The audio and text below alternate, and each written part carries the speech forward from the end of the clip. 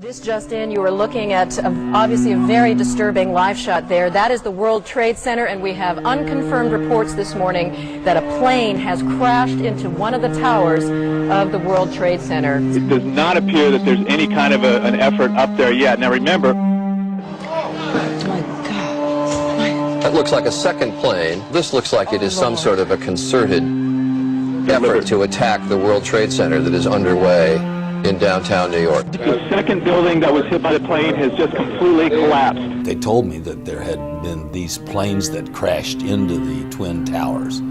They told me that it appeared that this was not accidental, that there was a lot of uncertainty, and that there were other things that were still unfolding.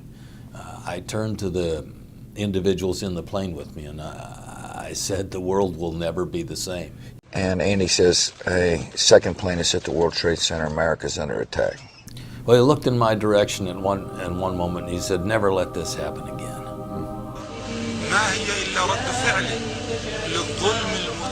Today, our fellow citizens, our way of life, our very freedom came under attack in a series of deliberate and deadly terrorist acts. America was targeted for attack because we're the brightest beacon for freedom and opportunity in the world. Osama Bin Laden is just one person. He is representative of networks of people who absolutely have made their cause to defeat the freedoms that we understand, and we will not allow them to do so. I want you all to know that America today is on bended knee. I can hear you.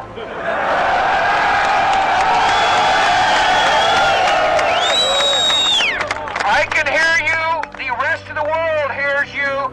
And the people who knock these buildings down will hear all of us soon.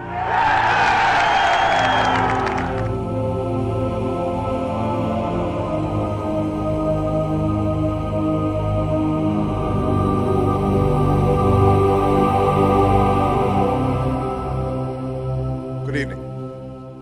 Tonight, I can report to the American people and to the world that the United States has conducted an operation that killed Osama Bin Laden, the leader of Al-Qaeda, and a terrorist who's responsible for the murder of thousands of innocent men, women, and children.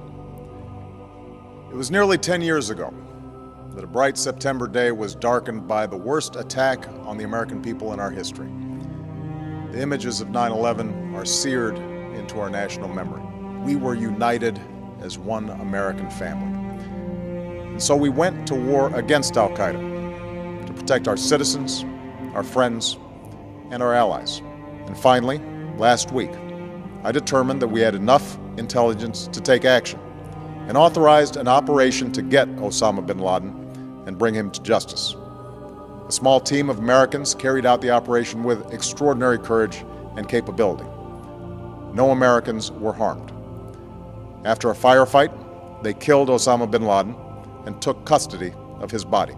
We are once again reminded that America can do whatever we set our mind to.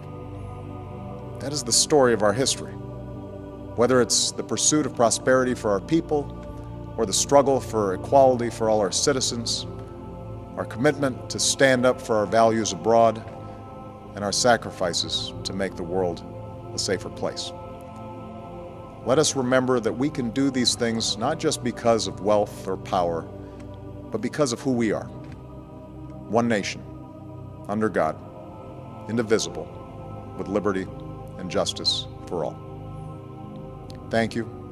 May God bless you, and may God bless the United States of America.